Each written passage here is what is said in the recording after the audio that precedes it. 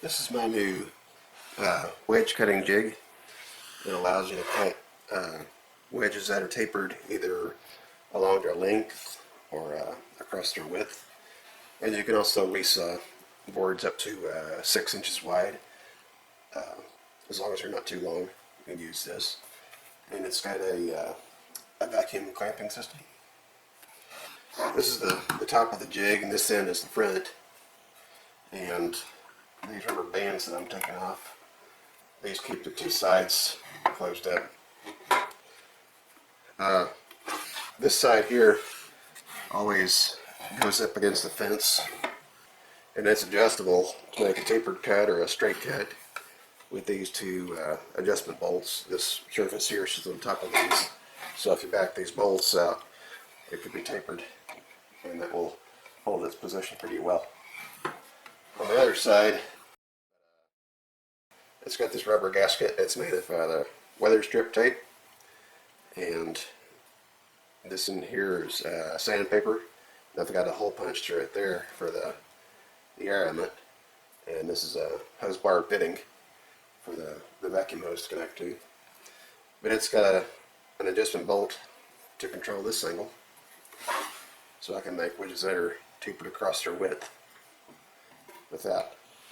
If I'm tapering them along the length, I'll use this one and put the board on this side. And if I'm tapering them across the width, I'll have this one closed where it's square and open this one up to whatever angle I want. You won't ever use it where they're both open. One of them will always be square while the other one's adjusted to some angle. So let me put this back together with the rubber bands. Now let me put the vacuum hose on.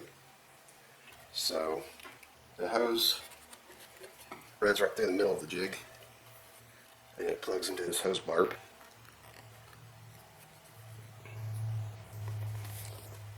It closes, and the hose is over here on this side, and my fence is short enough where this won't interfere with it. You probably can't see, but I've got two lines drawn here where I just drew the top edge of the fence onto this board. And so I had enough room and decided that was a good place for the hose to come out. So these two bolts here are just for rubber bands to use as a spring, and that keeps it pulled down on top of the adjustment bolts. It's got a little bit of a vacuum pressure reading on the gauge just because of the friction inside of the vinyl tubing. So whenever I stuff up this hole, it goes up to about 24 inches of mercury. And whenever I put a piece of wood on it, there'll be a little bit of vacuum leak. And so we're right at about 22 inches of mercury left. And you can, if you really try hard, you can break that loose, but that's several hundred pounds of force holding that on. It pulls down, and the board actually rests against this, and that keeps any warp out. So I'm going to use this first in resaw mode, and take this piece of red cedar 2 inches thick and cut it in two pieces. I'll use a straight edge and I'm not touching it, so that's good.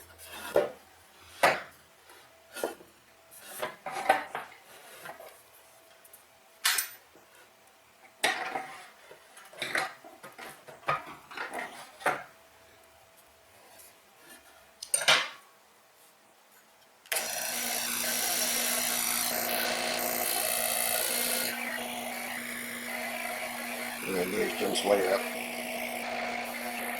And it moves a tiny little bit when it sucks it down. So I'm going to go ahead and cut this. Raise the blade all the way up.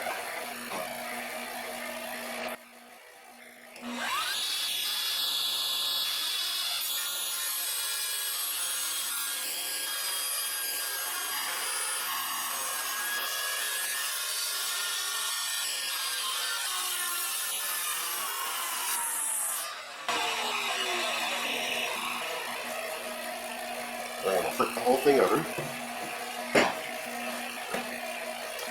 Anything.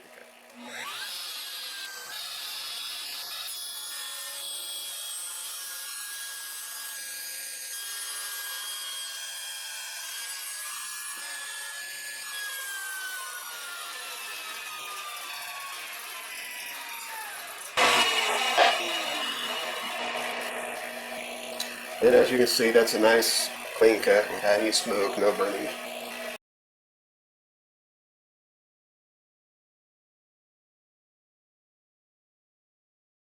So, where'd I have a wrench? There it is.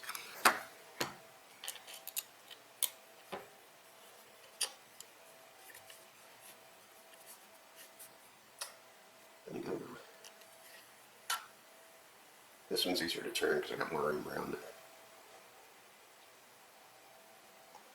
That should be enough angle. I'm not shooting for any particular angles, so that's good. And this goes back through.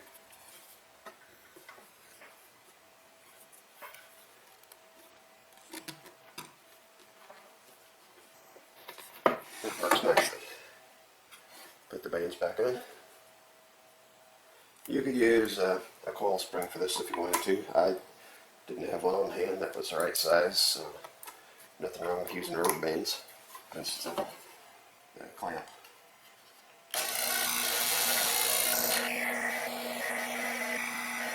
We're at a little over 19 inches mercury vacuum. So it's actually best to cut it this way first. So when this outside piece falls off, you don't have the sharp knife edge, falling into the scrap between the blade and the throat blade. So I'll make that cut first, and then I'll flip it over and complete the cut, and then it'll fall hitting on the wider edge.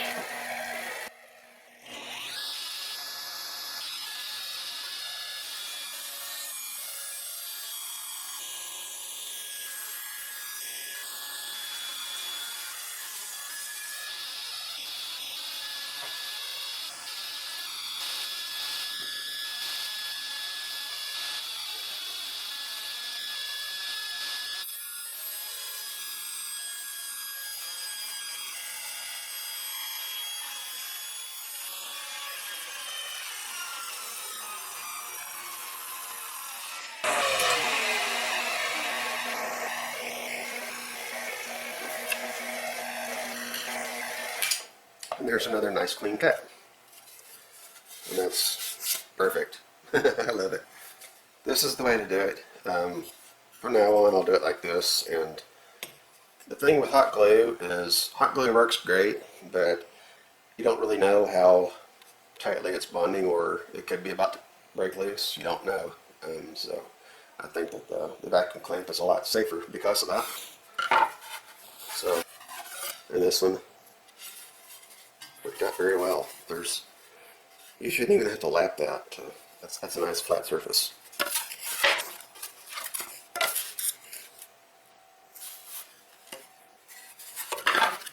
Perfect. And that's how I cut the wedges for my shells. And now you can also use this for Resaw. We've got this jig set up to cut a taper along the board's length. And the taper will be equal to this angle. But just having the one hinge in the front, it's got a little bit of play in it. And so I figure I'll correct that by pulling it down against 2 bolt heads instead of one, with a rubber band in between the 2 bolts. So I'll get this squared up after I put the bands back on it.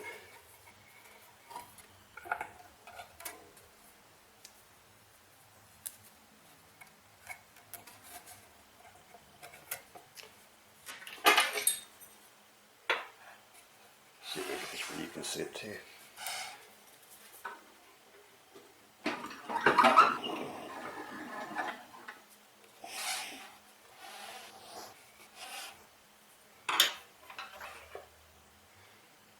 Okay, put the square up to it. I've got a gap at the bottom, so I can either run the bottom screw out or the top screw in.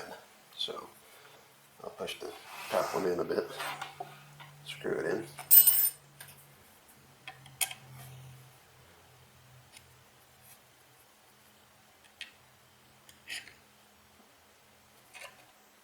Until it's square, and that looks square.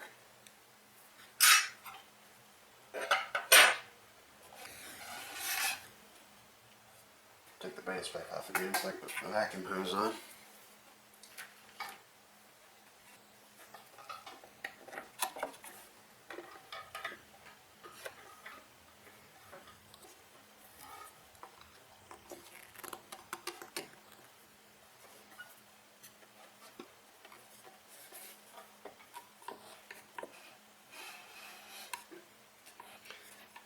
I checked this face off camera, it's already square to the table.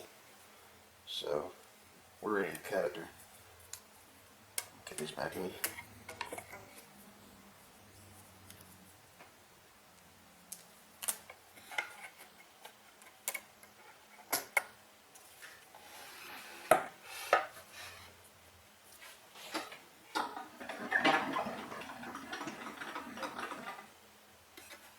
Just to make sure that's not cutting into my jig, I'll go ahead and check it before I put the board on.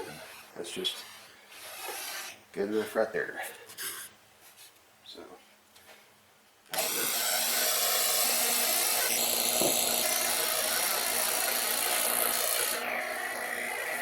middle one play up.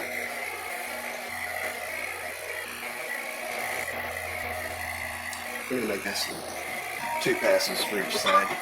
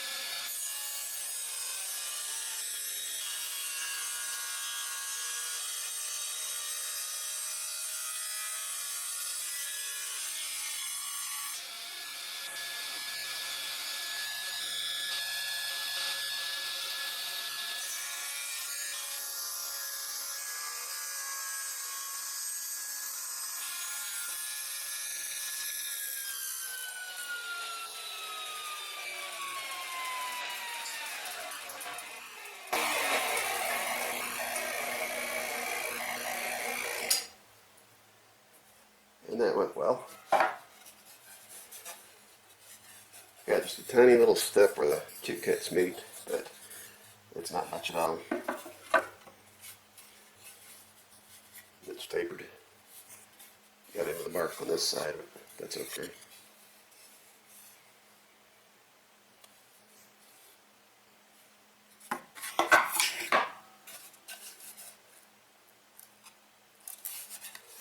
So that's tapered along the length. It leaves a little bit of a line, and that's probably, who knows what causes that. I could guess at it, but who knows.